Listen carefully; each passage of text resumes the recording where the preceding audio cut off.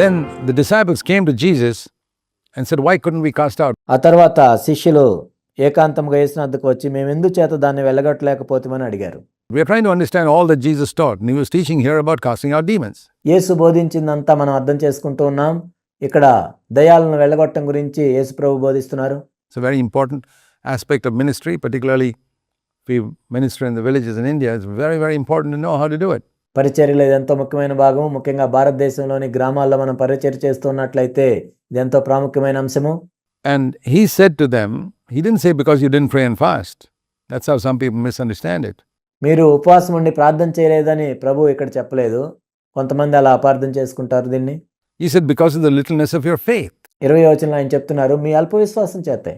Verse 20, your problem is you don't believe. మీ సమస్య ఏంటంటే మీరు విశ్వసించడం లేదు. The authority I gave you, which is mentioned in Matthew chapter 10, you don't believe that. నేను మీకు అధికారం ఇచ్చాను అయినా మీరు నమ్మటం లేదు. మత్తయి సువార్త 10వ అధ్యాయంలో మనం చూస్తాం దాన్ని. You don't believe that you have authority.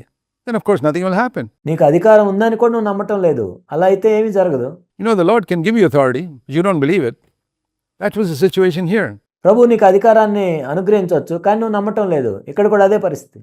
Let's ask the question, did the Lord give them authority? Sure, you read Matthew chapter 10 verse 1. నేను ఇక్కడ ఒక ప్రశ్న అడుగుతున్నాను. ప్రభు వాళ్ళకి అధికారం ఇచ్చాడా? తప్పకుండా ఇచ్చాడు. మత్తయి సువార్త 10వ అధ్యాయంలో మనం చదువుతాం దాన్ని. Why couldn't they cast it out? They didn't believe it. మరి ఎందుకు వాళ్ళు వెళ్ళగొట్టలేకపోయారు అంటే వాళ్ళు నమ్మలేదు కాబట్టి. The Lord's given us authority. You don't believe it, nothing happens. ప్రభు మనకు కూడా అధికారాన్ని అనుగ్రహించారు కానీ నువ్వు నమ్మనట్లయితే ఏమీ జరగదు. It's a principle in the Christian life. Christ died for your sins. You don't believe it, your sins are not forgiven. క్రైస్తవ జీవితంలో ఒక నియమం ఇది. క్రీస్తు నీ పాపాల గురించి మరణించారు. నీవు నమ్మలేదా? అయితే నీకేమీ జరగదు. Christ can fill you with the Holy Spirit. You don't believe it, you won't be filled with the Spirit. క్రీస్తు నిన్ను పరిశుద్ధాత్మతో నింపగలడు. నువ్వు దాన్ని నమ్మవా? అయితే నీకేమీ జరగదు. ఆయన నింపలేడు. You name it, anything in Scripture, you can access it only by faith. లేఖనాల్లో నువ్వు ఏదైనా చెప్పు, నీవు కేవలం విశ్వాసం ద్వారానే దాన్ని అందుకోగలవు. Christ has given you authority over demons. You don't believe it, you'll never have authority over demons. క్రీస్తు దయ్యముల మీద నీకు అధికారాన్ని అనుగ్రహించాడు. ఒకవేళ నువ్వు నమ్మలేదా? అట్లయితే నీకు అధికారం ఉండదు. So, littleness of your faith, and he said, if your faith is a mustard seed, you can even say to this mountain, move from here, and nothing will be impossible to you. మీ అల్ప విశ్వాసం చేతనైనా ఆయన చెప్పారు. మీకు ఆవగింజంత విశ్వాసం ఉండిన యెడల ఈ కొండను చూచి ఇక్కడి నుండి అక్కడికి పొమ్మనగానే అది పోవును. మీకు అసాధ్యమైనది ఏది ఉండదని నిశ్చయముగా మీతో చెప్పుచున్నానని వారితో నేను.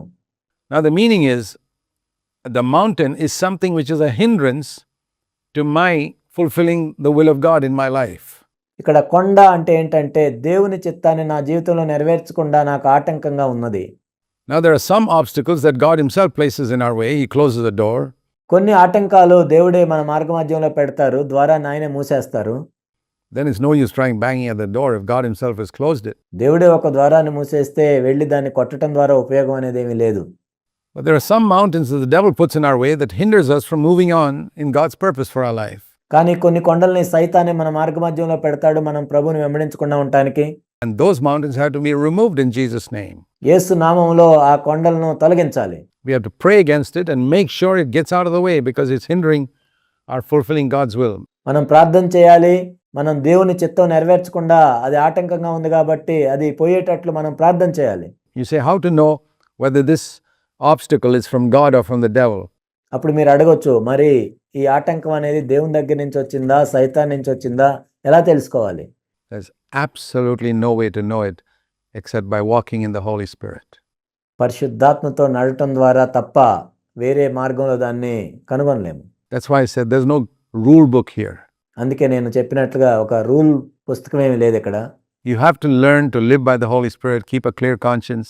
పరిశుద్ధాత్మతో జీవించడం మనం నేర్చుకోవాలి. మన మనస్సాక్షిని పవిత్రంగా ఉంచుకోవాలి. Walk in humility, and the Holy Spirit will tell you. దీనత్వంలో నడుస్తూ ఉండాలి. అప్పుడు మాత్రమే పరిశుద్ధాత్మ నీకు చెప్తాడు.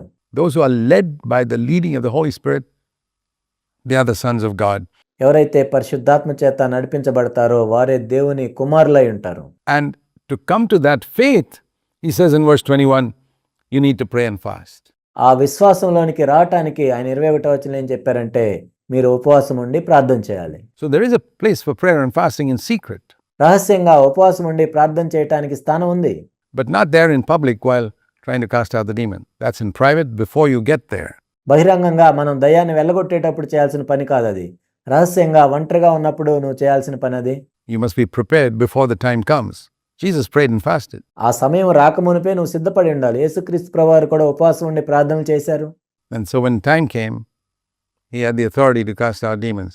ఆ సమయం వచ్చినప్పుడు దయ్యాలను వెళ్ళగొట్టే అధికారాన్ని ఆయన కలిగి ఉన్నారు. So let's recognize that it is God's will for us to have authority over all of Satan's power. సాతాను యొక్క శక్తి అంతటి మీద మనం అధికారం కలిగి ఉండటం అనేది దేవుని చిత్తమని మనం గుర్తించాలి. And I believe that God will help us to be there if you can trust him. నీవు ఆయన్ను నమ్మగలిగినట్లయితే మనము ఆ విధంగా ఉండటానికి దేవుడు సహాయం చేస్తాడని నేను నమ్ముతున్నాను. Believe that for yourself. అది నీలో జరుగుతుందని నమ్ము.